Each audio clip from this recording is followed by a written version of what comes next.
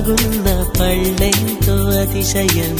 ఆ సీతాకోక చిలక ఒళ్ళెంతో అతిశయం వేణువులో గాలి సంగీతాలే అతిశయం గురువెవ్వరు లేని కోయిల పాటే అతిశయం